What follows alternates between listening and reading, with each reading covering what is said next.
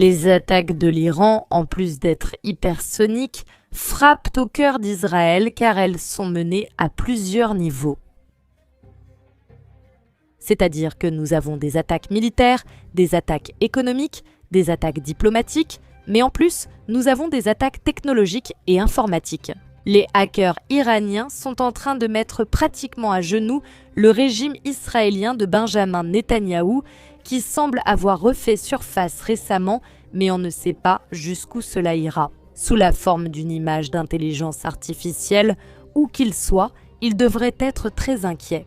Les principaux agents du Mossad sont exposés au monde entier, révélés avec leurs emails, dans la plus pure tradition des dernières fuites d'emails. De l'affaire, appelons-la l'affaire Trump, pourquoi pas? Et d'un autre côté, de plus, les images des caméras de sécurité par centaines sont en train d'être décryptées en ce moment même et partagées avec les autorités iraniennes. Les hackers iraniens sont pratiquement, je le répète, en train de mettre Israël à genoux et, par conséquent, tous ceux qui l'accompagnent dans cette guerre qu'ils ont commencée contre l'Iran.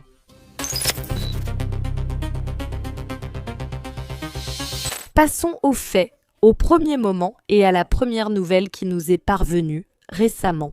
Les hackers iraniens ont énormément travaillé et ont fourni beaucoup d'informations très pertinentes aux autorités iraniennes. Mais maintenant, ils ont énormément intensifié leur capacité de, disons, combat informatique. Barre numérique, barre technologique aussi, si on veut. Ce dernier coup va être très douloureux, non seulement pour le régime israélien lui-même, mais surtout pour le Mossad. Laura Kilinsky a été piratée, il s'agit de l'une des agentes les plus importantes du Mossad. Aujourd'hui, les murs de fer du secret et l'illusion de sécurité à l'intérieur d'Israël se sont effondrés pour toujours, affirment des sources iraniennes. De ces groupes de hackers iraniens, l'une des figures du renseignement les plus importantes du Mossad. Laura Kilinsky, ancienne directrice adjointe du département de planification et de stratégie du Mossad et actuelle directrice adjointe de l'Institut de recherche sur la sécurité nationale, est devenue la cible de notre opération cybernétique. Cela, je vous le dis en citant le groupe de hackers AG. Et c'est précisément lui qui a mené cette attaque. Désormais, ce n'est plus seulement contre Laura personnellement, mais, je le répète, contre tout l'État d'Israël, contre tout l'establishment israélien en tant que tel. Plus de 100 000 des courriels de Laura ont été partagés. De plus, il s'agissait de courriels, affirme Hans Zala, ultra secret. Et justement, il partage cette image qui, soi-disant, appartient au passeport de Laura. Ou, eh bien, Laura, ce serait aussi en espagnol, n'est-ce pas, Kilinsky, qui est maintenant partout dans les médias? C'est-à-dire que je ne fais vraiment aucune découverte, dans le sens où ce n'est plus une information, disons, personnelle, parce que, je le répète, elle est absolument partout. Plus de 100 000 de ces emails ultra secrets sont maintenant en notre possession et ont été publiés pour un téléchargement gratuit. De plus, l'Institut de recherche sur la sécurité nationale qu'elle dirigeait est bien plus qu'un simple centre d'analyse. Cette structure est considérée comme une couverture stratégique pour les opérations clandestines du Mossad et ses grands projets contre les peuples de la région.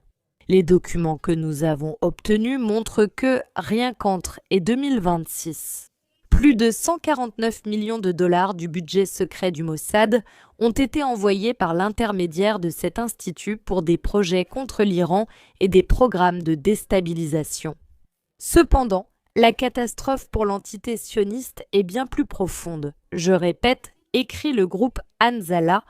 Parmi ces dossiers se trouvent des révélations sans précédent qui dévoilent le rôle clé de cet institut de recherche, de la sécurité nationale dans le développement et l'organisation d'opérations anti-islamiques et de sabotage à travers le monde. Les noms des employés, les détails des projets et les plans secrets ont maintenant été révélés et sont prêts à être publiés devant la communauté mondiale. Dans les prochains jours, nous commencerons à publier ces documents pour montrer au monde cette véritable et cachée chaîne. Ce n'est que le début de la vengeance. La base de données complète des experts et agents de cet institut de recherche sur la sécurité nationale. Et que le gouvernement espagnol, un ennemi de la et l'Espagne, et qu'il a été un grand ennemi de la politique. La République est sur la liste des cibles pour les prochaines attaques de missiles dans les prochains jours de la part de l'Iran. Il n'y a plus aucun endroit sûr pour eux, ni dans les territoires occupés, ni nulle part ailleurs dans le monde. L'ère de la sécurité imaginaire et de l'impunité pour les ennemis des peuples est terminée. À partir de maintenant, chaque action secrète aura un prix élevé. Attendez-vous à de nouvelles révélations et à des attaques encore plus dévastatrices, conclut Ansala dans son communiqué. Et en plus, ce que nous voyons avec Laura Gilinski, qui sans aucun doute représente non seulement une attaque contre sa propre sécurité. Ce n'est plus seulement une attaque contre le régime de Netanyahou, mais c'est une attaque contre le cœur même de l'État sioniste. Dans le sens où si jamais ils finissent par découvrir les procédures qui se cachèrent derrière, ces tentatives de déstabilisation et de provocation, ces opérations de sabotage à l'échelle internationale. Pour, bien sûr, entre autres choses, attaquer le monde islamique, principalement l'Iran, ils finiraient par dresser de plus en plus de pays contre les autorités israéliennes. Ici aussi en particulier, nous devrions également citer les pays du Golfe Persique qui, je le répète, sont de plus en plus mécontents. Et en plus, nous recevons ces autres images vraiment curieuses. Elles représentent également un groupe de hackers d'Iran. Qui maintenant, ces groupes de hackers deviennent de plus en plus actifs, ils deviennent de plus en plus organisés. Et leur travail équivaut vraiment à celui des groupes les plus avancés au sein de l'armée iranienne. Défaillance du système de sécurité au cœur d'Israël, des caméras de surveillance sous le contrôle de hackers, c'est précisément ce que vous voyez sur ces images, je veux dire, le blason de ces hackers, le logo, non, de ces hackers.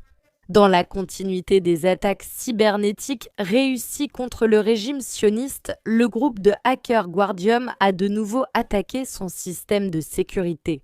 Lors de la deuxième vague de cette opération, plus de 100 caméras de surveillance ont été piratées dans différentes zones des territoires européens. Leurs images sont désormais entre les mains de l'équipe. Bien qu'une partie du matériel ait déjà été publiée, une grande partie n'a pas encore été révélée, en raison de l'importance pour la sécurité de Tel Aviv, afin que les attaques ultérieures de l'Iran soient encore plus efficaces.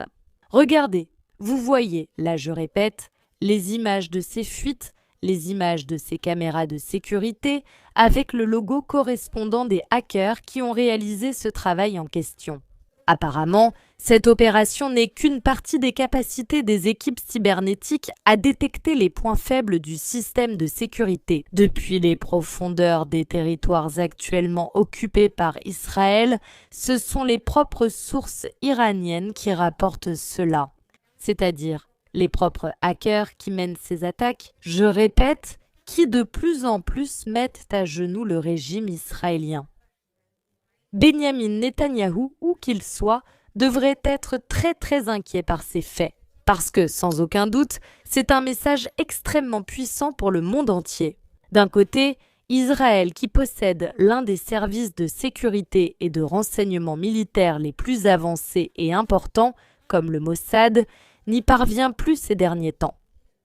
La partie concernant les interventions iraniennes. Et en plus, la deuxième question est la quantité d'informations qui peuvent être révélées par ces fuites et le nombre de sensibilités qui peuvent être blessées, autant à l'intérieur d'Israël qu'à l'extérieur. Et ici, presque tout l'enjeu se joue à l'extérieur, je vous dirais, tous ces alliés, même s'il s'agit de pays qui, maintenant, d'une certaine manière, tolèrent l'existence de l'État israélien et essaient de coexister avec lui de façon au moins un peu pacifique.